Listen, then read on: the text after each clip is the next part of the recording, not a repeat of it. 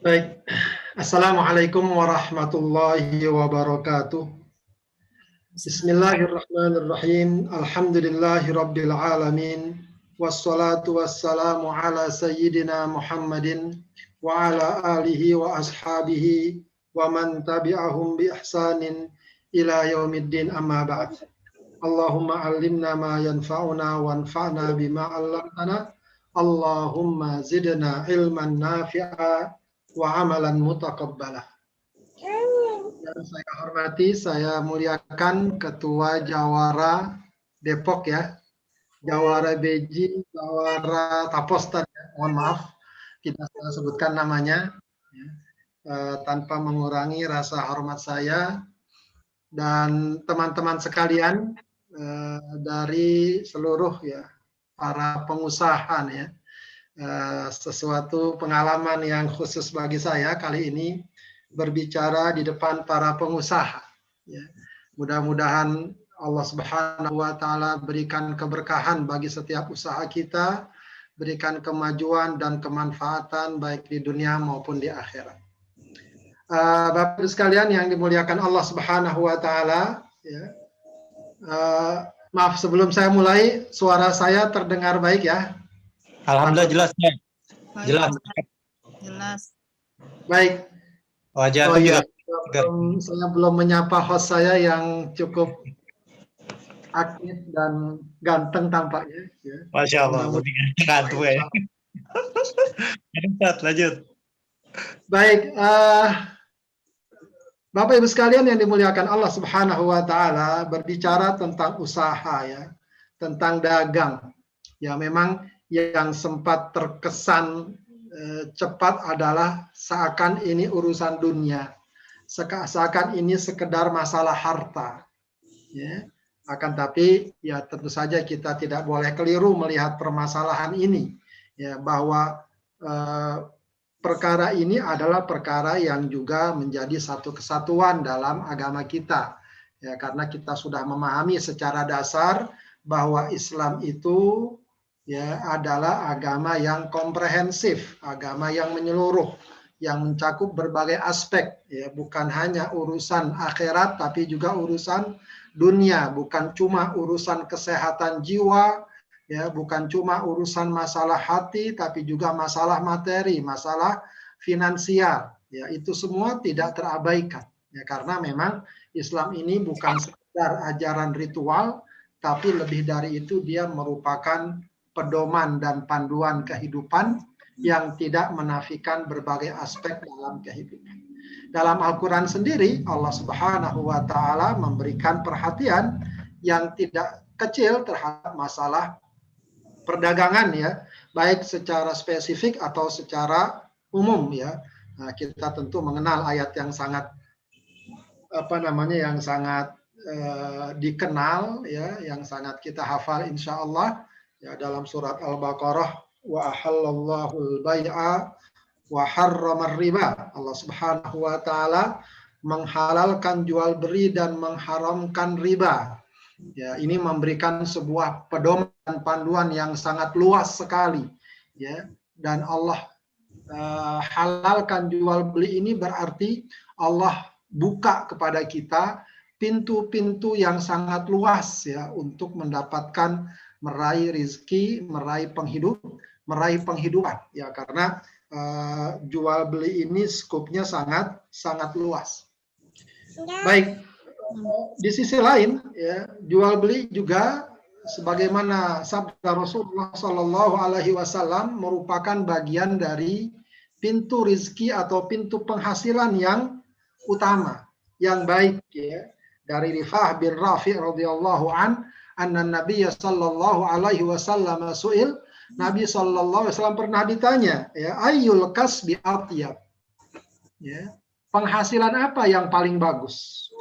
Qala amalur rajuli biyadihi, ya amal seseorang dengan tangannya, ya itu adalah sebuah pekerjaan yang langsung dia tangani langsung dengan kemampuannya ya, dengan keahliannya, dengan spesialisasinya.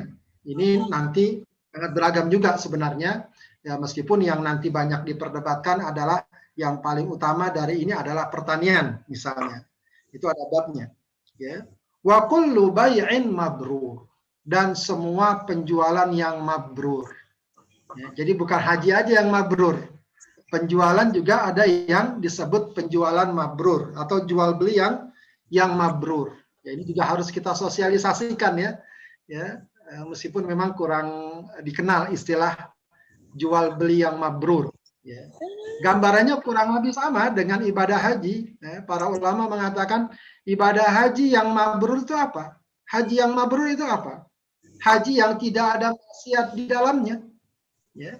Maka jual beli yang mabrur juga sederhana. Jual beli yang tidak ada maksiat, ya, dan tidak ada ya, pelanggaran serta penyimpangan menurut syariat Allah di dalamnya. Maka kalau seandainya jual beli kita, ya kita lakukan dan kita upayakan, di sana tidak ada kemungkaran, kemaksiatan, apapun bentuknya, maka dia dengan sendirinya menjadi jual beli yang mabrur, dan dia dengan sendirinya merupakan penghasilan yang paling baik. Kemudian, ibu-ibu sekalian yang dimuliakan Allah, ya, perdagangan, ya, jual beli juga bukan seperti saya katakan tadi ya, bukan sekedar ini nyari uang, kita ngumpulin pemasukan atau cari pemasukan tambahan atau kita bisa menjadi pengusaha besar dan seterusnya. Ya, itu hal-hal yang saya yakin Bapak Ibu sekalian sudah sering ya mendapatkan bekalan-bekalan terkait dengan motivasi dan lain sebagainya. Ya, tapi bagi seorang Muslim, jual beli atau usaha, bisnis, perdagangan, itu banyak aspek dan nilainya. Ya. Yang pertama, ya, jual beli itu akan menjadi pintu tentu saja ya, pintu untuk menghasilkan harta yang banyak. Ya. Dan sebaik-baik harta kalau dia berada di tangan seorang. Ya, jadi satu pandangan yang patut kita sikapi dengan positif ya, bahwa punya banyak harta itu bukan negatif. Justru itu adalah positif. Begitu ya. Jadi jangan kemudian kita artikan harta itu sumber keburukan, harta adalah sumber bencana, kemaksiatan, tidak. Ya, dalam Al-Qur'an harta itu di Allah katakan kata-kata al-khair. Ya, tidak saya catat di sini. Ya, surat Wal-Adiyat ya, Al-Adiyat. Ya, dalam salah satu ayatnya Allah katakan apa? Wa innahu lihubbil khairi lasyadid. Ya, sungguhnya manusia itu karena cintanya kepada harta, ya, Allah ungkapkan kata harta dengan kata-kata khair. Ya, menggambarkan apa? Bahwa harta itu baik. Berarti punya banyak harta, punya banyak kebaikan. Jangan kemudian dikonotasikan orang kalau banyak hartanya, kemudian buruk.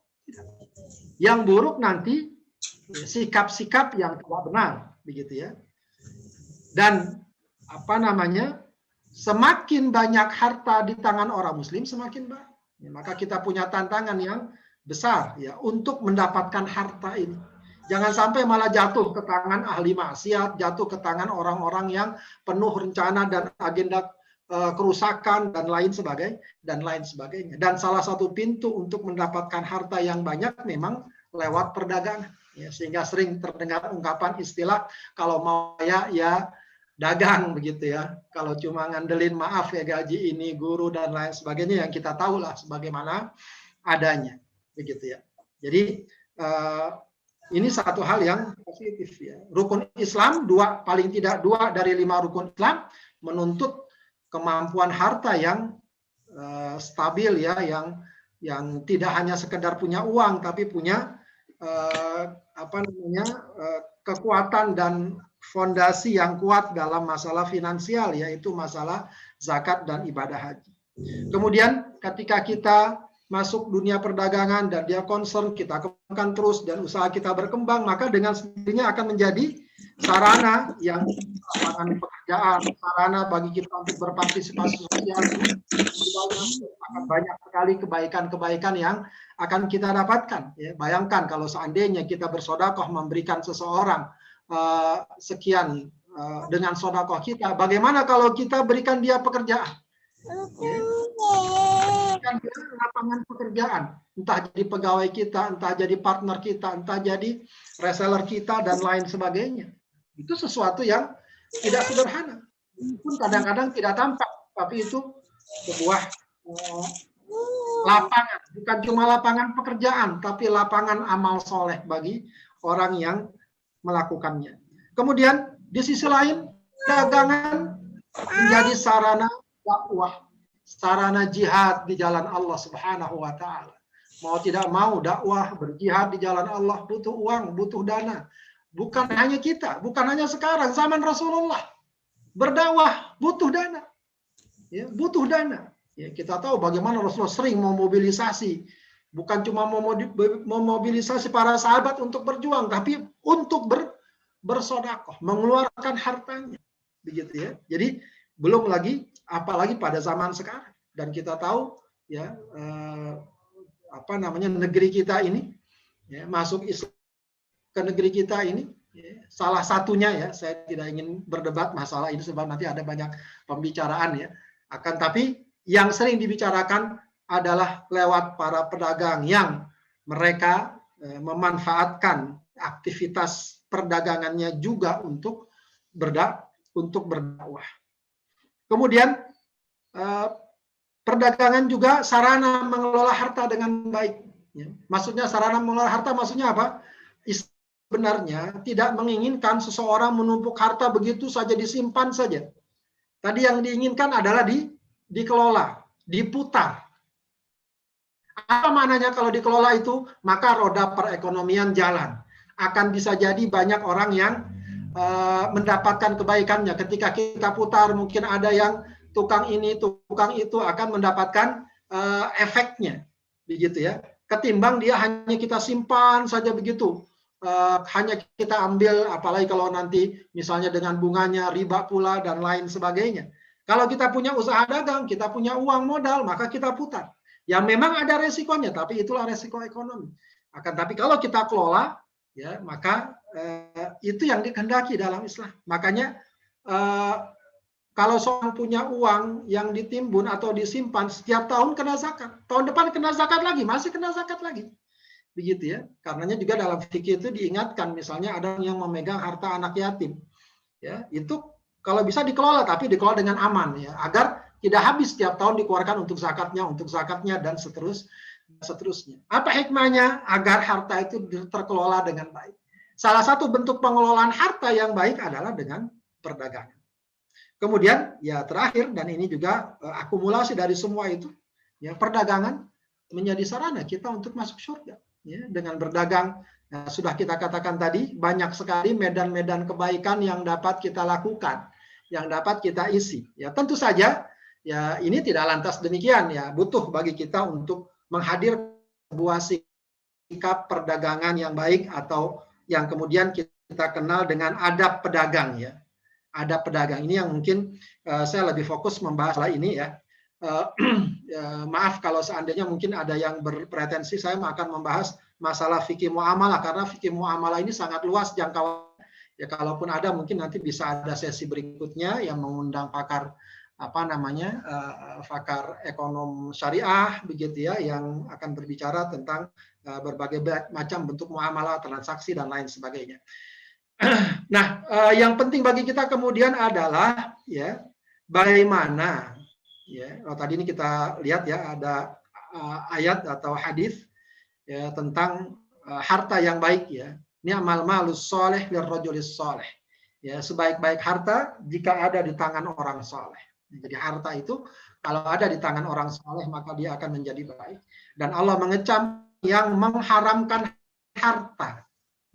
harta dunia. Qul man harrama zinatallahi allati akhraja li'ibadihi wat-thayyibat rizq. Katakan siapa yang mengharamkan perhiasan yang Allah keluarkan untuk hamba-hambanya dan rizki yang baik. Qul hiya lilladzina amanu. Itu sebenarnya harta itu sebenarnya untuk orang yang beriman. Fil hayatid dunya, dalam kehidupan dunia. Khalisatan yaumal qiyamah, artinya nanti akan Allah berikan di hari kiamat. Jadi ibaratnya ini, Allah sudah berikan itu rezeki harta. Ya. Kalau kita tidak ambil, salah satunya lewat perdagangan, akan diambil oleh orang lain. Ya. Padahal harta itu yang Allah inginkan untuk orang beriman. Ya. Tapi masalahnya hubungan hukum sebab akibat berlaku. Ya. Tidak bisa lantas tahu-tahu setiap orang beriman setiap bulan dapat jatah dari Allah. 5 juta, 5 juta, 10 juta, 100 juta. Tidak. Ya. Itu kita raih dengan usaha kita, dengan kerja kita, dengan perdagangan kita. Baik, Bapak Ibu sekalian yang dimuliakan Allah, berikut kita coba membahas ya satu persatu sedikit, mudah-mudahan cukup waktunya ya. Adab pedagang ini yang mungkin paling penting ya, kalau insya Allah berdagang sudah kita lakukan, ya pentingnya harta juga kita sudah lakukan dan seterusnya atau kita pahami. Maka bagaimana kita terus menghadirkan adab-adab ini agar sebagaimana tema kita, ya perdagangan kita pun dapat menjadi sebab kita untuk masuk surga. Ya, sebab juga Rasulullah katakan at-tajirus saduqul amin ma'an nabiyina wasiddiqina wasyuhada'i wassalihin. Ya, pedagang yang jujur, yang terpercaya, dia akan berkumpul bersama para nabi, para syuhada, para sholihin. Baik, bagaimana semestinya kita berdagang atau kita masuk dalam dunia perdagangan? Ya, pertama tentu saja juga iringi ya, usaha kita dengan niat-niat kebaikan. Ya, jadi dagang kita ini memang kita iringi dengan niat kebaikan. Yang tadi sudah bisa kita lihat ya, bahwa dagang bisa menjadikan harta di tangan orang yang soleh, di tangan orang yang beriman. Dagang bisa membuka lapangan dan partisipasi sosial. Berdagang bisa menjadi sarana berdakwah dan berjihad. Berdagang bisa menjadi sarana kita untuk mengelola harta dengan baik, sarana masuk surga. Nah, itu niat-niat itu harus kita perbanyak. Ya, terus kita hadirkan. Ya, kita hadirkan. Ya, ada seorang ulama yang sangat terkenal namanya Ibnu Mubarak, Abdullah bin Mubarak. Dia ulama terkenal bahkan kalangan tabi'in ya, kibarut tabi'in, tokoh dari kalangan tabi'in. Ya. Tapi dia seorang pedagang sukses, pedagang besar. Itu salah satu kegemarannya adalah mengumpulkan orang-orang miskin lalu disiapkan makanan ya, jamuan yang mewah, yang besar. Maka dia mengatakan, gara-gara kalianlah aku berdagang. Artinya motivasi dagang dia bukan sekedar pengen dapat untung yang besar, tapi bagaimana dia kemudian dengan keuntungan yang besar, ya dapat memberikan kebaikan sedekah. Jadi niatnya kita perluas, ya bukan sekedar mencari harta iya, mencari pemasukan iya, mencari tambahan iya. Ya. Tapi kalau kita perbesar niatnya, mudah-mudahan Allah akan perbesar juga kesempatan dan usaha kita. Seorang ulama Yahya bin Katsir mengatakan ta'allamun niyyah fa innaha ablagu minal amal. Belajarlah tentang niat karena niat itu lebih amal yang paling besar, ya. Lebih besar dari amal. Atau juga ada yang mengatakan niat itu lebih cepat sampai dari amalnya. Kadang-kadang amalnya belum kita lakukan, niat kita sudah sampai. Ya, karena kita udah niat ingin berbuat baik dan seterusnya, bisa jadi qadar Allah terjadi hal yang tidak diduga, niat kita sudah sampai. Apalagi kalau memang betul terjadi. Kalau amal bisa terjadi, bisa enggak. Ya, mungkin terwujud, tapi mungkin tidak. Tapi niat kalau sudah diniatkan, pasti akan Allah terima. Ibnu Mubarak, yang tadi kita ceritakan ini juga membuat sebuah ungkapan yang juga cukup terkenal. Rubba amalin saghirin tu'azzimuhun niyyah, wa rubba amalin kabirin tusaghiruhun niyyah. Betapa banyak amal yang kecil menjadi besar karena niatnya, betapa banyak amal yang besar menjadi kecil karena niatnya. Ya, jadi termasuk dagang. Ya, dagang mungkin orang melihat urusan dunia belaka. Siapa yang tahu ternyata si fulan berdagang niatnya karena ingin membantu dakwah, membantu jihad dan seterusnya. Siapa yang tahu? Ini yang kemudian disebutkan dalam satu hadis, ada sebuah amalan yang orang-orang nilai sebagai amalan dunia padahal dia amalan akhirat. Ada amalan yang orang-orang nilai sebagai amalan akhirat padahal dia amalan dunia. Di mana itu ketentuannya? Di niatnya. Ya, di niatnya. Ya. Mungkin orang kelihatan, oh dia dagang tiap hari di pasar. Bisa jadi dagangnya jadi ibadah. Kenapa? Niat kebaikannya. Ada orang yang ke masjid berzikir. Meskipun tentu kita tidak diperintahkan untuk suuzon, tapi mungkin ada orang ternyata tujuannya semata untuk dunia, maka nilainya hanyalah dunia. Iringi dengan niat, ya. penjualan agamanya. Kemudian perkara berikutnya adalah pelajari agama, termasuk bab jual beli. Nah, ini yang tadi kita katakan ya. Ya, karenanya memang Masya Allah ya, kalau seandainya teman-teman di sini di Jawara ya, kemudian sering berkumpul, lalu meningkatkan juga pemahaman agama atau masing-masing secara individual ya, dengan inisiatif sendiri mempelajari, memahami ajaran agamanya, begitu ya. Ini juga khususnya bab jual beli juga. Ya, ini kadang-kadang agak repotnya, bab jual beli ini seringkali tidak dibahas di majelis-majelis taklim semacamnya. Ya, memang sekarang alhamdulillah ya, sekarang sudah mulai ya. Kalau dibandingkan mungkin 20 tahun, 30 tahun yang lalu ya, saya masih di pesantren begitu ya. Itu relatif di majelis-majelis taklim juga relatif kajian tentang fikih jual beli jarang dibahas. Tapi sekarang sebenarnya kemajuan sudah bagus ya, sudah banyak yang positif baik kajian kitab atau kajian tematik sudah banyak yang mulai. Nah, hal ini harusnya menjadi dorongan bagi kita untuk sedikit demi sedikit menambah terus pemahaman kita tentang fikih ya, fikih jual beli secara khusus. Sebab dalam fikih ini ya, muamalah, hubungan transaksional ya, itu bagian dari disebut rubu'ul Islam. Jadi fikih ini ada 4 kajian globalnya. Pertama rubu'ul ibadah, seperempatnya ibadah, rubu'ul muamalah, seperempatnya malah rubu'ul munakahat, seperempatnya masalah munakahat, keluarga, nikah, cerai, talak, ruduk, warisan. Nah, itu munakahat. Ada lagi rubu'ul qadaya, al-qada wal jinayat. Seperempatnya lagi masalah peradilan. Ya, peradilan bagaimana masalah kisos, masalah pencurian dan lain sebagainya. Nah, ini rubu' ya, rubu'ul Islam ya. 4 bagian dalam kajian fikih. Yang biasanya kita ini khususnya hanya membahas rubu'ul ibadah saja. 3 perkara lagi ya, tidak kita bahas. Nah, ini salah satu catatan. Dan malah termasuk bab yang besar. Ya, coba kalau kita belajar bab fikih, bab muamalah cukup panjang pembahasannya. Dan dia biasanya diletakkan setelah ibadah. Ya, kalau Bapak Ibu mungkin ada yang dari pesantren atau bisa membuka kitab-kitab klasik atau kitab kuning lah ya, dikenal begitu. Itu setelah ibadah, ya biasanya setelah bab haji. Ya, karena mengikuti rukun Islam, ya fikihnya fikih sholat, fikih puasa, fikih zakat, fikih puasa, fikih haji. Setelah fikih haji masuk babul bai' ya, atau babul atau kitabul buyu, langsung bab muamalah. Ya, ini sebenarnya menggambarkan betapa para ulama betul-betul mengingatkan kita untuk mengerti juga masalah ini. Sebab nanti di sana ada perkara halal haram, perkara baik dan benar.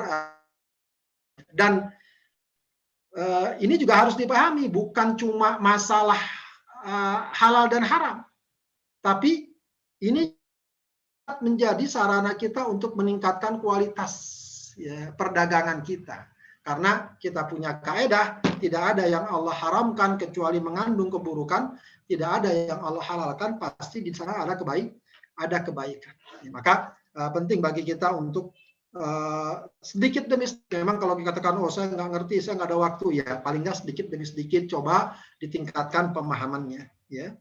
Karena memang sebagaimana Rasulullah mengatakan dalam ayat yanna 'alan nasi zamanun la yubalil mar'u bima akhadal mal amin halalin amin haramin ya, akan datang satu masa di mana orang nggak peduli ya, nggak peduli ya terkait dengan harta yang dia ambil, yang dia dapatkan. Amin halalin, amin haramin. Apakah dari yang halal atau dari yang haram? Sekarang banyak fenomena itu. Nah, belajar agama tentu saja hendaknya masih kita untuk menjadi kontrol kita. Ya, ini haram, meskipun keuntungannya besar, haram apa artinya?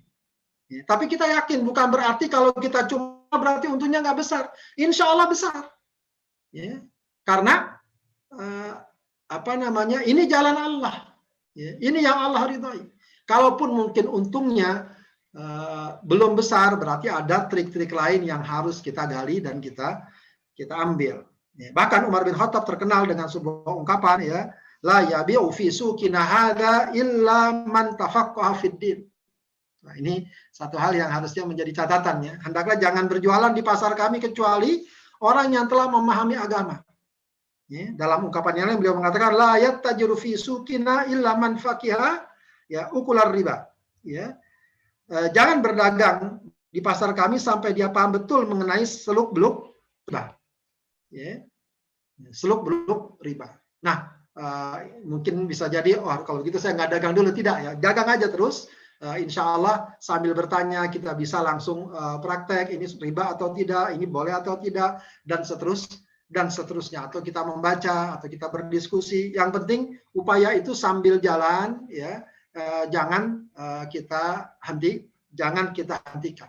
Ya, jangan sampai nanti sudah lama berjalan, ya, baru kita tahu oh ternyata ini prakteknya nggak boleh ya. Nah, ini satu hal yang bagusnya kita perhatikan. Dan jangan kemudian juga kita katakan oh ini berat itu hukum muamalah ribet segala macam. Sebenarnya nggak ribet. Ya, kaidah asal hukum muamalah itu dasarnya adalah boleh. Ya, hukum muamalah dasarnya boleh. Ya, jadi prinsipnya kalau nggak ada yang mengharamkan ya boleh. Beda kalau masalah ibadah. Ibadah kan dasarnya harus ada dalilnya nih. Ini gimana. Boleh nggak? Kalau nggak ada berarti nggak bisa. Begitu ya. Berarti kita harus paham dalilnya segala macam. Kalau perdagangan tidak. Ya. Yang penting nggak ada larangan berarti boleh. Begitu ya. Sederhana. Begitu ya. Atau paling tidak, kita coba-coba mengenali 3 poin ulama ya sebagai dasar-dasar transaksi yang tidak dibenarkan. Pertama yaitu yang mengandung riba. Kedua adalah yang mengandung ketidakjelasan, ya, gharar atau judi atau semacamnya nggak jelas. Ya. Katakanlah beli ikan di dalam air, ya, beli tanaman yang masih di dalam tanah dan semacamnya, begitu ya. Itu nggak jelas, begitu ya. Atau apalagi ada unsur. Nah, itu yang memang harus kita hindari. Jadi akad-akad yang diminta dalam Islam itu akad yang jelas, berapa harganya, barangnya apa, begitu ya, kapan menyerahkannya, baik menyerahkan barang, menyerahkan uang, itu harus jelas, begitu ya, sehingga tidak menimbulkan berbagai macam kemungkinan yang tidak diperkira, yang tidak dapat diperkirakan. Dan yang terakhir juga paling tidak jual beli kita tidak mengandung penipuan. Ya, jual beli kita tidak mengandung penipuan. Jadi sebenarnya sederhana juga. Tidak juga kita harus dibuat rasa oh saya kalau gitu saya nggak usah jualan, tidak. Yang penting bisa sambil berjalan. Baik, kemudian adab lain yang juga mungkin sangat standar terus harus kita ingatkan diri kita, ya, bagaimana kita harus menjaga sikap jujur dan amanah dalam berdagang. Ya, jujur dan amanah jelas ya. Mungkin kita semua sudah memiliki kesadaran atau paling tidak pemahaman ini, dan ini saya kira bukan cuma masalah adab ya. Ya, bahkan dalam bisnis pastilah ya perkara ini merupakan perkara mutlak. Ya, bagaimana orang bisa eksis perdagangannya, jual belinya kalau tidak jujur. Ya, sekali tidak jujur sulit mengembalikan kepercayaan orang. Ya, mengembalikan kepercayaan orang. Ya, istri saya itu pernah beli ikan lele misalnya, dia sudah beli yang bagus, ternyata ketika dirapikan oleh abangnya dibawa pulang di rumah busuk semua. Ya, besok-besok dia ke situ nggak pernah mau lagi, walau sekalipun. Ya, walau sekalipun, ya, karena udah pernah sekali. Padahal bisa jadi besoknya dia benar atau dia taubat. Ya, nah itu kan sesuatu yang bahaya sekali kalau orang mengabaikan kejujuran dan amanahnya. Ya.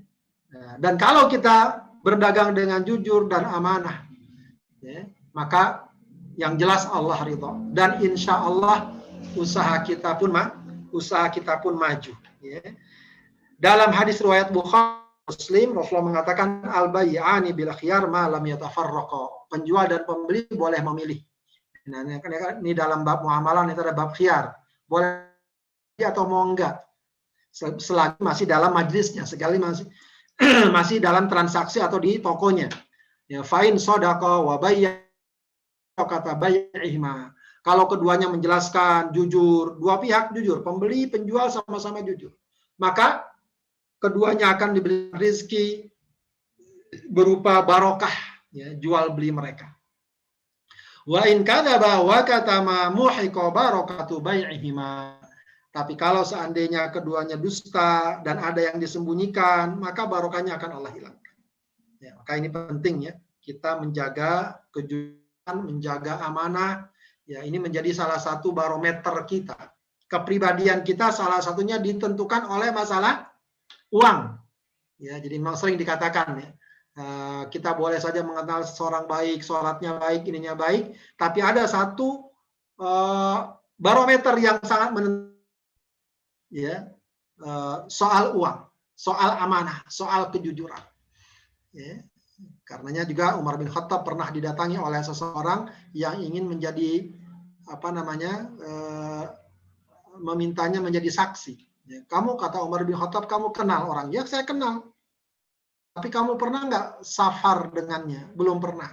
Bermalam dengannya? Belum pernah. Bertransaksi keuangan? Belum pernah. Kata Umar bin Khattab, berarti kamu belum kenal.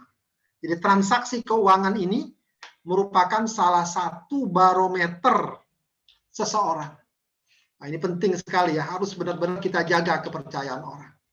Ya, jangan sampai ya, ini maaf ya, seringkali kita dengar ya di dunia perdagangan masalah-masalah transaksi keuangan ini ya, sering mengundang cerita-cerita yang bermacam-macam. Oh, si fulan ini, si fulan itu belum bayar, belum ini, dan seterusnya. Baik, tentu saja kejujuran dan kesalehan, ketakwaan, ya, jangan sampai menghilangkan profesionalisme. Ya, Islam juga mengajarkan profesionalisme. Ya, ini juga jangan sampai dianggap keliru ya. Kalau Islam itu yang penting jujur, yang penting benar, yang penting soleh, begitu ya. Lalu nggak profesional, kerja rapi, kerjaannya tidak memuaskan. Ya. Padahal kerjaan yang memuaskan, yang rapi, tuntutan Islam juga. Ya, dalam sebuah hadis riwayat Tabrani, Rasulullah mengatakan, Innallaha ta'ala yuhibbu idza amila ahdukum amalan an yutqinahu. Ya, Allah senang kalian tuh kalau melakukan amal itqan, ya, maksimal, teliti, begitu ya, atau hasilnya baiklah, ya, hasilnya baik. Kita tahu Rasulullah SAW ya, ketika masih muda, belum menikah, ya, dia berdagang, ya, bukan cuma jujur, ya, tapi hasilnya memuaskan. Itulah yang kemudian menyebabkan Khadijah tertarik ya untuk minta dilamar dan dinikahi. Ya, ini jadi jangan kemudian kita artikan kalau muslim memang begitu seadanya, tidak. Harusnya kita berupaya agar produk kita betul-betul bagus ya, bukan cuma dari satu sisi tapi sisi yang lain ya, dari mulai kualitasnya, kemasannya, dan seterusnya. Jadi profesionalisme itu merupakan tuntutan Islam. Ya, dalam hadis riwayat Abu Daud yang mungkin sudah sering kita dengar, Innallaha katabal ihsana ala kulli syai'. Allah itu mewajibkan perbuatan ihsan, perbuatan baik atas setiap sesuatu. Sampai kata Rasulullah itu, kalau nyembelihnya yang benar. Ya, kalau menetapkan hukuman mati, tetapkan yang benar, cara yang terbaik. Jadi kalau menyembelih saja kita dituntut yang terbaik, apalagi membuat produk-produk tertentu yang mungkin nanti dimakan orang, dikonsumsi orang, dan lain sebagainya. Dan ini juga pada gilirannya akan memberikan pengaruh bagi ya, perjalanan produk kita, usaha kita. Karena orang kalau puas, orang kalau merasa apa yang dia beli itu memang betul-betul menyenangkan dia, nggak usah diminta, dia akan beli lagi, atau bahkan dia ngajak orang untuk beli yang sama, dan seterusnya. Nah, ini menjadi juga tantangan kita, ya, tantangan pengusaha ya, untuk terus ya berusaha memproduk hasil usahanya semaksimal mungkin. Kemudian adab yang lain apa? Bersikap memudahkan dalam jual beli. Nah, ini juga satu hal yang menarik ya. Ya, jual beli memang kadang-kadang tuntutannya kita harus ngambil untung, atau ya maaf ya, kadang-kadang ada sebuah ungkapan nih, orang kalau udah pedagang itu perhitungan banget ya. Perhitungan banget ini mungkin banyak masalahnya ya. Kalau memang dia betul-betul punya perhitungan yang teliti, bagus ya. Tapi dalam arti dia apa istilahnya ya, tidak ada toleransi sama sekali, begitu ya. Ada pembeli kurang uangnya cuma 1.000, nggak jadi, ya. Nah, atau nggak ditolak misalnya. Nah, itu juga sesuatu yang kelebihan. Atau dia penjual, ya, penjual udah ngasih nurunin harga, dia minta turun lagi, ya. Udah dia jual 10.000, 9.000 dah, dia kan udah turun penjualnya. Enggak bang, 5.000, enggak. Ya, artinya tidak ada apa namanya ya toleransi. Adalah semacam ruang di mana kita bisa bernego dan semacamnya. Rasulullah mengatakan dalam satu hadis riwayat Bukhari, rahimallahu rajulan samhan idza ba'a. Allah merahmati orang yang gampang kalau jual, ya. Apalagi kalau dia tahu uangnya ada berapa, segala macam, beli bakso satu mangkok, saya punya 5.000 ya nggak apa-apa, 5.000 dah, berarti beli setengahnya gitu ya. Jadi fleksibel aja, ringan begitu ya, tidak terlalu kemudian meskipun tentu saja ya bukan berarti kemudian kita jual asal-asalan akhirnya rugi, tentu tidak ya, tentu tidak. Jadi ada batasannya, ada ruang di mana kita bisa katakanlah berimprovisasi dalam masalah interaksi kita dengan para penjual, para pedagang dan semacamnya. Samhan idza ba, samhan wa idza ishtara. Lagi membeli juga begitu, kita lagi beli juga begitu. Ya, jangan betul-betul ya 3.000, 2.500 dah begitu ya. Padahal itu udah mungkin udah pas kita tahu itu harganya udah benar 3.000, tapi kita pengen tawar terus dan seterusnya. Ya. Kemudian wa idza qtada, dan juga kalau lagi nagih hutang ya. Nagih hutang jangan sedemikian rupa ya. Ya, meskipun juga ini nanti ada babnya, bukan berarti tidak ya. Nagih ya, tapi mungkin kita bisa lihat orangnya sedang susah, sedang bangkrut, sedang PHK dan semacamnya. Ada riwayat hadis riwayat Ahmad ya. Ya ini tidak saya baca ya. Yang jelas apa namanya? Bagaimana seseorang yang ketika di dunia kan suka membantu dan seterusnya, itu ternyata Allah catat di hari kiamat. Ya.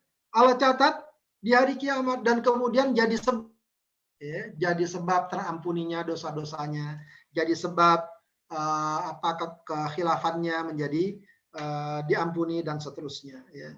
Ada dalam riwayat Abu Daud, ya, man aqala musliman aqalallahi athratahu. Ya, siapa yang menerima pembatalan pembelian seorang muslim, Allah akan batalkan atau hapuskan dosanya. Ya, ini sederhana ya. Kadang-kadang sering kita orang beli belanja, ya, belanja udah pegang-pegang nggak jadi. Itu gimana penjualnya tuh? Penjual kadang-kadang ada yang macam-macam lah ya. Ada yang tampangnya udah apa namanya raut mukanya segala macam, kadang ketus, kadang apa, ya kadang nggak terima begitu ya. Kalau adab yang baik gimana? Orang udah mau beli, nggak jadi, ya sudah, hak dia untuk tidak jadi. Bahkan kalaupun dia sudah beli, mungkin di rumah ternyata dia berpikiran lain apa begitu ya, dia balik. Padahal sebenarnya secara fikih boleh aja dia saya nggak terima, Bapak udah bawa pulang, transaksi udah jadi, itu boleh. Kalau dia tolak nggak dosa dia, karena dia udah pulang. Lain halnya kalau masih di toko, dia berhak untuk membatalkan. Nggak, penjual harus menerima pembatalan kalau masih di toko. Tapi kalau udah pulang, ya, maka hak penjual untuk nggak nerima kalau mau dibalikin, begitu ya. Tapi mungkin dia tahu nih orang ya mungkin apa gitu ya, dia tahu latar belakangnya. Saya terima ya, kamu saya balikin lagi uangnya dan seterusnya. Nah, orang seperti ini ya itu jangan dikira oleh Allah dan di akhirat akan menjadi penghapus bagi dosanya. Kemudian Bapak Ibu sekalian yang dimuliakan Allah Subhanahu wa taala, yang lain juga tawakal dan semangat usaha. Ya, ini juga penting digabungkan ya. Ya, sebab kadang-kadang antara tawakal dan semangat usaha sering bertabrakan. Usahanya semangatnya ya, tapi kurang tawakalnya. Ya, doa-doanya kurang, kepasrahannya kurang. Pokoknya dia yakin ini pasti gol, ini pasti sukses, ini pasti itu dan seterusnya. Ya, dia kurang memperkirakan ya, sebab segala sesuatu bisa aja terjadi tanpa dia duga. Ya, betapa banyak perjalanan usaha kita barangkali insya Allah begitu ya, akan memberikan kita pelajaran ya. Apa yang sudah di depan mata ternyata gagal, ternyata nggak jadi. Atau kebalikannya, ada yang tidak kita duga-duga ternyata jadi. Ya, begitulah ya. Kita dilatih ya. Untuk dagang ini memang lumayan ya, melatih tingkat tawakalnya sebenarnya. Ya, kalau orang usaha kan kalau orang kerja kantoran kan jelas dia ya, meskipun masih ada juga peluang terjadi sesuatu yang tidak diduga, tapi tidak seperti dagang. Dagang itu orang beli atau tidak kan kita nggak bisa ngatur. Ya, kalau kerja PNS segala macam setiap tahun atau setiap bulan ada gajinya. Ya, ketentuannya sudah jelas. Nah, berdagang ini melatih kita untuk bertawakal, pembeli datang atau tidak dan seterusnya. Jadi antara tawakal itu harus kita tinggikan, tapi usaha juga harus kita maksimalkan. Ya, usaha juga harus kita maksimalkan. Ya, hadis yang terkenal dalam bab ini ya, adalah lau tawakkaltum 'alallahi haqqa tawakkuli la razaqakum kama yarzuqut tayra taghdu khimasan wa taruhu bitana. Seandainya kalian bertawakal kepada Allah dengan sebenar takwa, dengan sebenar tawakal, ya, dia akan beri rizki seperti dia berikan rizki kepada burung. Ya, jadi haqqa tawakkul ini apa maknanya? Kalau kita kaitkan dengan contoh yang Rasulullah berikan, yarzuqut tayra, Allah berikan rizki kepada burung. Bagaimana? Taghdu khimasan wa taruhu bitanan. Ya, burung ini terbang pagi-pagi. Ya. Jadi al-ghadwu itu kalau dalam bahasa Arab atau al-ghadwa berangkat pagi-pagi. Ya. Ini menggambarkan apa? Semangat, menggambarkan usaha. Makanya juga di antara ada pengusaha itu jangan tidur pagi. Ya. Dia harus pagi-pagi berangkat. Ya, makanya kalau ada istilah orang tua dahulu, kalau tidur pagi rezekinya dipatok ayam, ya, itu sebuah ungkapan yang menggambarkan memang waktu pagi waktu yang barokah. Rasulullah mendoakan, ya, Allahumma barik li ummati fi bukuriha. Nah, burung ini berangkat pagi-pagi. Ngapain berangkat? Ya cari makan. Artinya apa? Usaha. Nah, jadi makna tawakal itu adalah usaha. Mungkin gagal, mungkin tidak sesuai harapan, ya begitulah usaha. Banyak melatih kita sebenarnya untuk bertawakal. Begitu ya. Ya meskipun saya bukan pengusaha, tapi pernah lah ya saya usaha dagang ya, meskipun juga sekarang nggak concern gitu ya. Ya ada sajalah ya orang kalau udah berusaha ya berikhtiar, Allah Subhanahu wa taala akan berikan jalan. Wa taruhu bitanan ya. Pagi pulang sore perutnya udah penuh ya burung itu. Jadi ini gambaran ya bagaimana tawakal dan semangat usaha itu harus selalu beriringan. Ya, jangan sampai dipisah-pisah.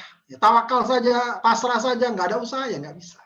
Ya, usaha ini udah banyak macamnya kan, usaha membuat yang baik, promosi, termasuk kita berada dalam grup ini bagian dari usaha, begitu ya, bagian dari usaha. Baik, kemudian termasuk juga adab seorang pedagang gemar bersedekah. Pedagang itu harus banyak sedekahnya, ya. Sebab kata Rasulullah apa? Ya ma'syarat tujjar, wahai para pedagang, innal bai'a yahduruhul afwu wal halif. Wahai pedagang, jual beli itu suka banyak lalainya, sumpahnya, omongannya lah ya, kadang-kadang tidak terkontrol. Fasyubuhu bis shadaqah, maka campur dengan sedekah. Campur di sini maksudnya ya isi atau hiasi atau tambah dengan sedekah, mudah-mudahan yang tadi itu kelalaian-kelalaian tadi dapat terampuni. Ya, apalagi kalau Allah berikan kita misalnya penghasilan yang banyak, yang besar, maka mestinya juga sedekahnya lebih besar, gitu ya. Sedekahnya lebih besar. Kemudian tolong menolong sesama pedagang. Ini juga penting ya, adab. Ya, dan alhamdulillah ini ada jawara seperti saya. Terus terang saya baru tahu ini meskipun dengar yang lain ya paguyuban atau kelompok-kelompok UMKM ini ya, dan ini sangat bagus. Saya terus terang sangat support ya. Tadi juga saya sudah sempat dikirimi beberapa item ya. Insya Allah saya akan bantu untuk support di akun yang saya punya ya sedapatnya. Ya itu juga sebuah upaya yang layak untuk diapresiasi. Ikhtiar orang, usaha seorang sangat penting untuk diapresiasi. Dan ini bagus sekali ya. Sementara di tengah masyarakat yang banyak membutuhkan, ya sangat indah sekali kalau seandainya kebutuhan kita dapat dari saudara-saudara kita sendiri, dari mungkin sesama pedagang juga membutuhkan satu sama lain. Nah, ini sangat penting ya agar bisa saling menguatkan ya, karena memang sendiri saja tidak banyak memberikan kekuatan, dan ajaran Islam sangat mendukung kita saling menguatkan. Wa ta'awanu 'alal birri wat taqwa. Saling tolong menolong dalam kebaikan dan takwa. Ya, man naffasa an muslimin kurbatan min kurabid dunya naffasallahu anhu kurbatan min kurabil akhirah. Ya, wallahu fi auni al-'abdi ma kana al-'abdu fi auni akhihi. Allah akan selalu menolong hambanya selama hambanya suka menolong saudara. Jadi bagus sekali kalau sesama pedagang saling berbagi, saling memberikan tips, saling memberikan support dan seterusnya. Itu tentu sangat-sangat sekali membantu, dan itu ajaran Islam, dan itu adab yang sangat bagus. Jangan sampai kita memiliki sifat individualis, ya pengen untung sendiri, pengen sukses lain, masa bodoh dan lain sebagainya. Ini satu hal yang tentu saja tidak baik. Baik, tentu saja juga selain adab-adab yang tadi kita bicarakan, ya sifat-sifat tercela juga hendaknya kita jauhi, ya. Kita jauhi ya, sifat tamak, ya sifat rakus, ya seakan-akan semuanya pengen diambil, semuanya pengen dikuasai. Ya, kadang ada dengan cara monopoli, kadang dengan cara menimbun, apa saja yang kira-kira dia dapat untung banyak, begitu ya. Padahal bisa jadi dengan cara itu merugikan orang, dengan cara itu ada orang yang terkendala, terhalang dan lain sebagainya. Belum lagi dengan hal-hal yang haram, cara-cara yang melanggar hukum dan seterusnya. Ini memang satu hal yang patut diwaspadai, karena orang biasanya saking asyiknya dengan dunia ini, kadang-kadang sedikit demi sedikit muncul keinginan untuk mengumpulkan harta sebanyak-banyaknya, ya. Sekedar untuk mengumpulkan harta, ya yahsabu anna malahu akhradah, ya. Dia kira harta itu akan membuatnya kekal, ya. Tentu saja beda ya antara tamak, ya, dan berikutnya budak harta juga. Ya, jadi kalau tadi kita dianjurkan untuk memiliki banyak harta dengan sifat tamak, bedanya di mana? Bedanya pada ya, bedanya pada juga caranya. Ya, kalau caranya tetap mengikuti koridor dengan cara yang baik, ya, tapi dengan adab-adab yang dapat kita hadirkan, hartanya pun tidak membuat kita lalai dan semacamnya, itu bukan tamak. Ya, itu justru bagian yang baik. Itu bukan budak harta. Jadi bedakan ya. Karena cinta harta itu nggak salah. Cinta harta itu tidak salah, itu fitrah. Makanya ayatnya cinta harta sama dengan cinta wanita. Wanita cinta laki-laki. Syahwat, ya, itu syahwat yang diberikan kepada kita. Jadi itu nggak salah, jangan disalahkan cinta harta itu. Yang salah tuh kok jadi budak harta. Ya, jadi apa saja yang kita lakukan demi harta, tidak. Tapi kalau kita cinta harta, kita senang harta yang banyak, begitu ya, tidak mengapa. Yang penting sikap kita bagus, bersyukur, rajin bersedekah, kita gunakan jalan yang baik dan semacamnya. Ya, karena Allah berikan cinta itu agar kita menunaikan dengan baik. Ya, orang berkeluarga itu kan berat, ya, berkeluarga berat, ngasih nafkah segala macam, ya, naudzubillah, biar gampang udah nggak usah berkeluarga lah, salurkan aja dengan cara haram. Ya, tapi tidak bisa begitu. Ya, Allah berikan kita tuntutan, kewajiban dalam berkeluarga, agar kita mampu dan terdorong untuk itu diberikan apa? Syahwat. Ya, diberikan syahwat agar kita mau berkeluarga. Ya, sama juga dengan harta. Allah berikan kita syahwat dengan harta, nggak masalah. Yang penting kita gunakan harta itu ke jalan yang baik. Curang juga termasuk nih bagian dari tamak. Ya. Budak harta ya juga orang jadi suka curang. Ya, agar untung, agar apa, dia lakukan cara-cara penipuan, merugikan konsumen dan semacamnya. Atau juga memanfaatkan kelemahan orang lain. Ada orang lemah, orang nggak tahu dan seterusnya, dia manfaatkan. Ya. Ini juga ada orang sekarang butuh ini itu. Ya, dia ya maaf ya patok harga, ya katakan gila-gilaan karena orang butuh. Ya, ini satu hal yang harusnya dalam dunia bisnis ada kontrol, ya, agar jangan sampai merugikan, ya. Kalau di dunia pertanian kita sering dengar berita ya, petani sulit mendapatkan pupuk dan semacamnya, harganya tinggi, akhirnya mereka terpaksa beli karena nggak ada yang lain. Itu kan sesuatu yang betul-betul memanfaatkan kelemahan orang. Ya, memanfaatkan kelemahan orang. Atau juga sifat instan, ya. Instan itu pengen cepat kaya, pengen cepat sukses dan seterusnya. Nah, ini yang kadang-kadang yang kurang benernya ini sampai ke dukun, sampai dengan cara-cara yang tidak benar atau dengan cara-cara yang tercela, ya. Maunya cepat. Padahal dimanapun orang yang sukses pasti akan melalui proses yang panjang.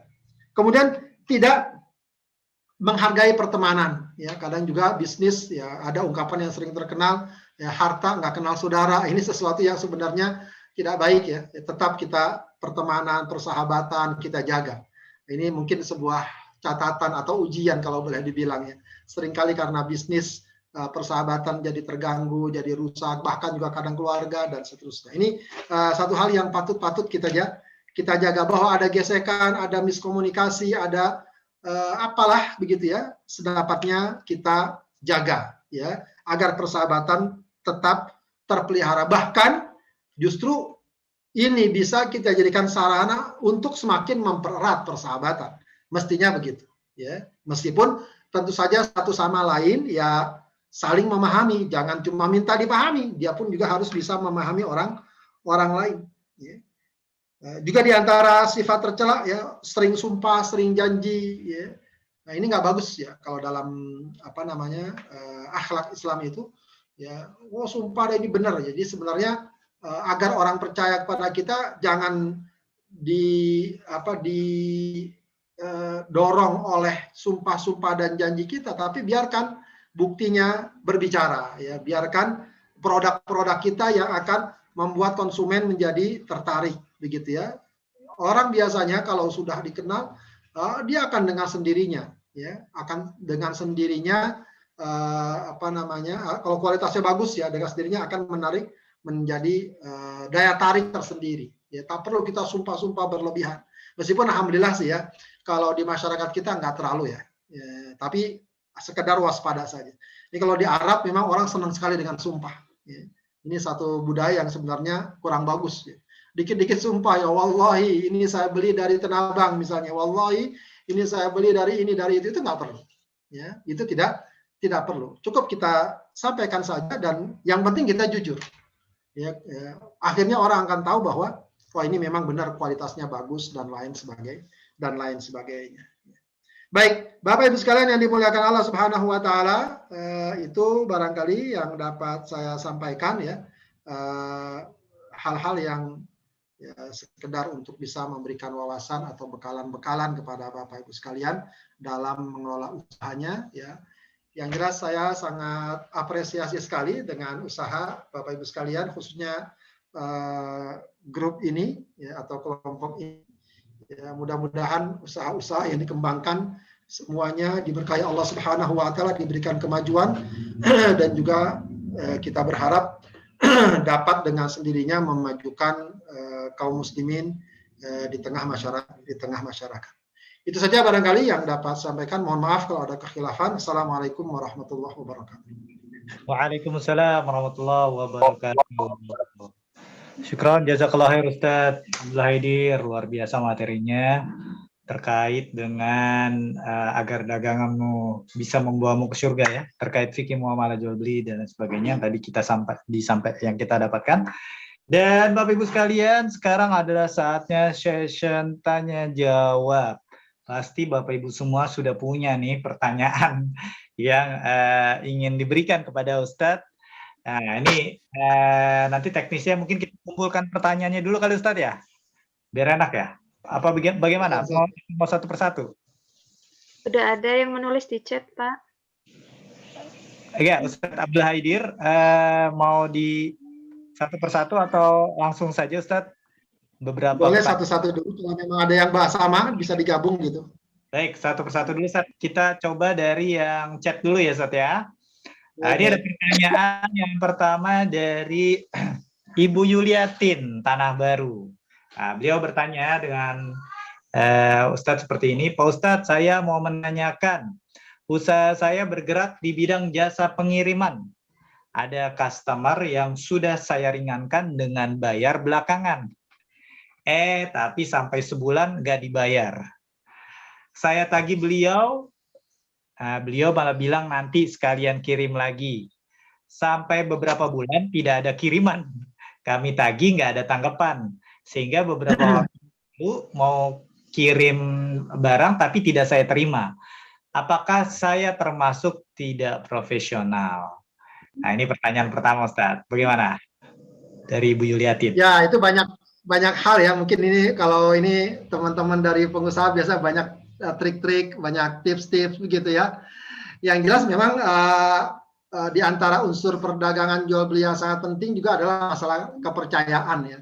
Kepercayaan barangkali kita bisa lihat dari perkara itu ya. Kalau seandainya kepercayaan sudah dimiliki, misalnya dia pelanggan yang sangat dikenal dan lain sebagainya, selama ini pembeliannya atau pembayaran mungkin kita bisa kasih keringanan, oke nanti bayarnya saya kirim dulu barang. Tapi kalau masih baru, belum lama berinteraksi, kita masih belum mengetahui apa namanya kualitas dia dan lain sebagainya, ya memang secara teori perdagangan mestinya kita juga waspada begitu kan, atau antisipasi ya. Ini ngeri juga kalau kita belum kenal, tahu-tahu misalnya dia pesan barang apalagi jumlah besar, ini satu hal yang harusnya diwaspadai begitu ya. Jadi itu tinggal lihat kita bagaimana tingkat kepercayaan kita kepada orang tersebut. Apalagi kalau berkali-kali ya, tentu itu tidak semestinya terjadi ya. 1 kali, 2 kali udah cukup menjadi pelajaran untuk tidak melanjutkan transaksi dengan orang seperti itu, begitu ya. Sebab ya sekali tidak dipercaya memang sulit juga untuk membangun kepercayaan, kecuali kalau dia punya uzur yang sangat kuat ya, yang sangat kuat, apakah ada musibah dan lain sebagainya, begitu ya. Bagus juga kalau memang sebuah trik yang menghindari hal itulah ya, misalnya entah bagaimana begitu, ada jaminan kah atau ada apakah yang bisa menghindari kita dari kerugian kalau dia tidak bisa membantu. Allah. Baik, terima kasih Ustaz Abdul Hadi atas jawaban pertanyaan pertama. Pertanyaan kedua adalah ketika ada pembeli pada ini pertanyaannya dari Ibu Dewi Waffle. Nah, ini pertanyaannya, ketika ada pembeli pada saat azan dan si penjual ingin melakukan sholat tepat waktu, apa yang sebaiknya dilakukan, Ustaz? Ya, kecuali azan Jumat sebenarnya tidak ada masalah transaksi setelah azan atau ketika azan ya. Itu masalah sunnah memang. Ya, memang bagusnya sih transaksi tidak ada, kita fokus sholat dan seterusnya. Tapi bukanlah larangan atau halangan kalau seandainya kita lakukan transaksi, apalagi misal dilakukan dengan cepat, ya nggak apa-apa begitu ya. Tapi kalau azannya Jumat itu beda. Kalau sudah azan Jumat, jelas ayatnya wa idza nudiya lis-sholati min yaumil jum'ah fas'au ila dzikrillahi wa dzarul bai'. Kalau kita termasuk yang wajib sholat Jumat, tapi kalau yang transaksi perempuan, pembelinya perempuan, maka tidak masalah begitu ya. Itu tidak masalah. Jadi ini masalah mana yang lebih utama? Yang lebih utama ya kalau kita memang fokus sholat nggak apa-apa. Ya, tapi kalau seandainya kita mau lanjutkan transaksi, ya tidak dilarang juga. Ya, tidak dilarang. Wallahu a'lam. Baik. Nah, pertanyaan ketiga ini dari Bapak Bambang Wahono Sukmajaya ya. Nah, beliau bertanya, Ustadz mohon maaf kalau di dalam jam kerja kita meminta pegawai untuk mengaji di masjid dan setiap bulan melaporkan amalan ibadah hariannya, apakah diperbolehkan? Nah, ini gimana, Ustaz? Posisi kita sebagai apa? Sebagai owner, sebagai anggota juga, atau sebagai apa? Kalau sebagai owner ya bagus saja, terserah.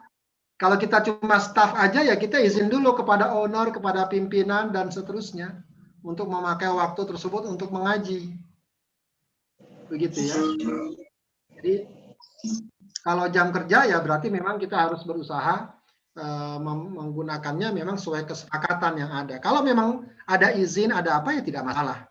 Atau kita ownernya, kita suruh orang ngaji, bagus saja. Begitu ya, asal sesuai dengan kesepakatan ya. Nah, misalnya memang jam kerjanya 8 jam dengan gaji sekian, ya kita ambil waktu untuk ngaji sejam, jangan dipotong, jangan apa, karena dipotong misalnya jam ngajinya tidak ya. Jadi itu bagian dari bisa tanggung jawab kita. Itu bagus sekali kalau seandainya ada pengusaha atau owner usaha yang mewajibkan pegawai misalnya untuk ngaji, ya muslim tentu saja. Ya, itu bagus ya, sebagai bentuk upaya untuk membina mereka. Itu bagian dari peluang dakwah gitu ya. Lanjut Ustaz, pertanyaan selanjutnya nih banyak sekali ya yang mau bertanya. Nah, mungkin nanti ada 1 atau 2 pertanyaan untuk interaktif langsung.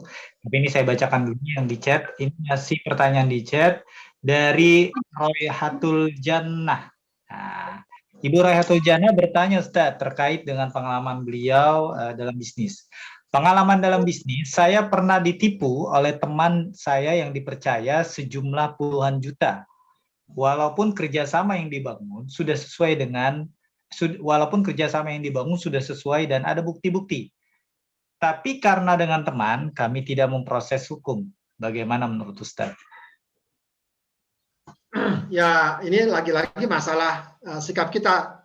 Kalau kita merasa ya sudah, kita ya bahasa kita ikhlaskan, ya kita lepaskan, dan karena kalau proses hukum akan lebih lama, akan merusak pertemanan, bagus sekali, ya itu bagus sekali. Apalagi kalau ternyata mungkin ada sebab-sebab atau uzur yang bisa kita pahami, begitu ya.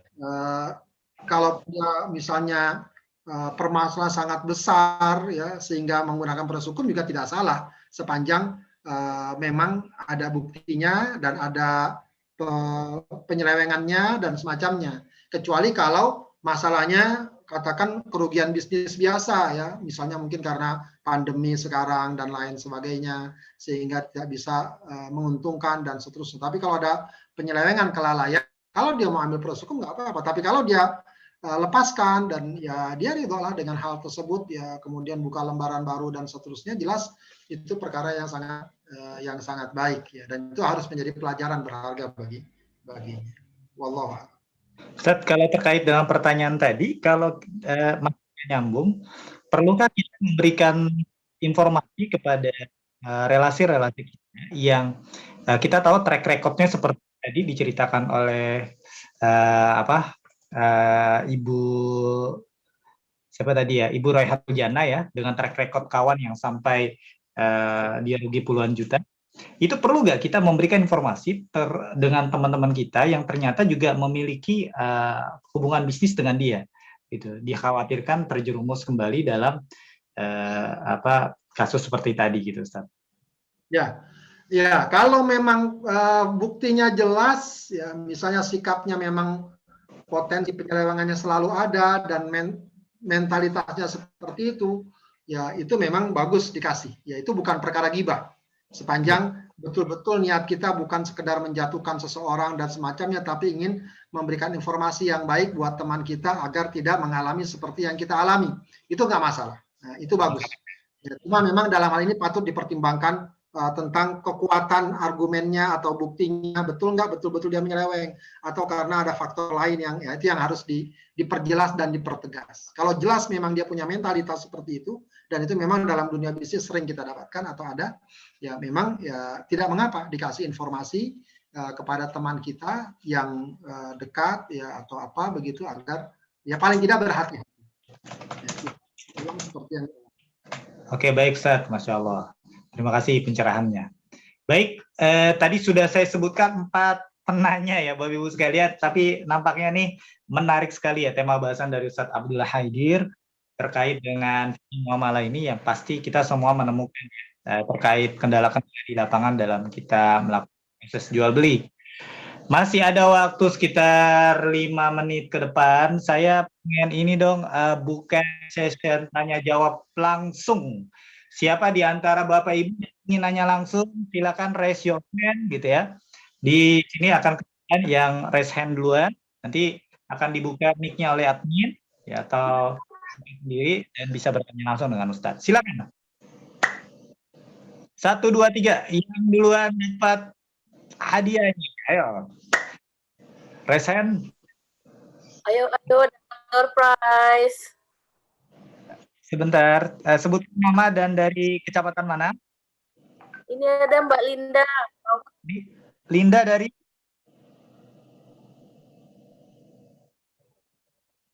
Halo, wah putus suaranya. Raise hand dulu. Silakan. Saya hitung sampai 3, kalau nggak ada maka saya akan ajukan pertanyaan kembali yang lewat chat ya, berdasarkan waktu yang masuk. Ada Kak, ada nih dari sebentar, dari Muhammad Abdurrahman. Muhammad Abdurrahman. Oke, silakan dinyalakan Bu mic-nya. Muhammad maaf Pak, itu tadi buat belajar daring belum diganti namanya. Oh gitu. Jadi Bu Linda ya? Bu Linda Setiawati. Saya ibunya Dara dari Kecamatan Meji. Oke, silakan Bu Dara, silakan. Ya, ingin bertanya, Saya pernah melihat sebuah ceramah bahwa kalau reseller itu tidak boleh membuka jadwal PO sendiri gitu sebelum izin produsennya, seperti itu. Apakah benar ya, Ustadz, seperti itu? Apakah ada dalilnya seperti itu? Terima kasih. Ya, betul. Kalau memang belum izin kepada pemiliknya, bagusnya memang tidak ya.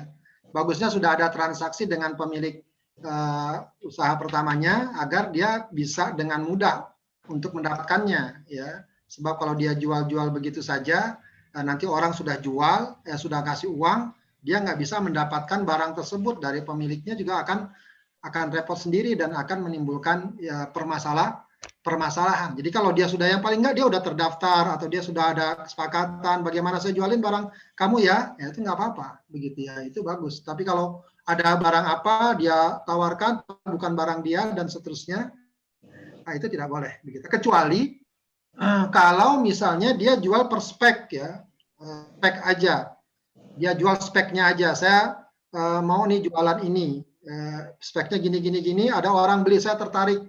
Nanti dia cari ke siapapun ya, ke penjual yang manapun nggak apa-apa. Kalau dia jualnya berdasarkan spek, ya misalnya ada orang pengen butuh komputer dengan spek A, B, C, D, C, begitu ya. Oh dia udah perkirakan spek ini harganya segini. Udah nggak apa-apa, silakan beli, saya bisa mengusahakan. Itu nggak apa-apa kalau dia jual berdasarkan kriteria. Tapi kalau berdasarkan misalnya barang A dia udah tentukan, padahal dia tidak ada transaksi apa-apa dengan pemiliknya, itu semestinya tidak boleh, begitu ya. Karena sangat ada besar kemungkinan dia tidak bisa mendapatkan barang tersebut. Baik, terima kasih Ustadz Abdul Hadir yang telah memberikan jawaban yang menurut saya sangat memuaskan buat para penanya-penanya tadi. Bapak Ibu sekalian, karena kita dibatasin hanya maksimal 5 penanya saja, gitu ya. Jadi untuk session tanya jawab ini kita cukupkan dulu, ya. Mungkin Ustadz Abdul Hadir untuk closing statement Ustadz terkait dengan pesan-pesan berharga untuk kita semua, Ustadz. Silakan. Baik, Bapak Ibu sekalian yang dimuliakan Allah Subhanahu wa taala, ya, sekali lagi saya apresiasi dengan program dan kegiatan ini, dan ini sesuatu yang jarang atau paling nggak bagi saya sesuatu yang baru dan menarik sekali, dan bisa diperluas lagi, diperbesar lagi, dan ditingkatkan lagi kualitasnya ya. Juga mungkin masyarakat juga bagaimana agar lebih banyak tahu ya, sehingga untuk berbagai kebutuhan sehari-hari atau apa yang diinginkan nggak perlu memesan ke produk-produk yang lain sebelum yang bisa dijangkau ya. Saya kadang-kadang kalau membutuh barang tertentu, saya bicarakan di grup-grup tertentu. Di sini ada yang usaha ini enggak, ada yang jual ini enggak ya, sehingga saya bisa memesan untuk barang tersebut ya, paling enggak dari kalangan sendiri, dari teman-teman sendiri ya, sebelum kalau nggak ada baru kita cari yang lain. Ini satu hal yang bagus sekali ya, dan tentu saja seiring dengan semangat kita berusaha juga hendaknya tetap kita jaga ya adab-adabnya, karena kita tentu saja bukanlah tipikal atau umat yang tidak punya panduan ya. Kita memiliki panduan dan ketentuan, dan pastikan panduan itu bukan untuk mengikat kita atau membuat kita sempit bergerak ya. Justru panduan itu mengarahkan kita, bahkan bukan hanya soal pahala tapi juga masalah kebaikan dan keuntungan dunia kita ya. Itu saja barangkali yang dapat sampaikan. Kalau tadi ada pertanyaan yang belum bisa dijawab, mungkin nanti di chat ke saya, nanti coba saya sampaikan jawabannya.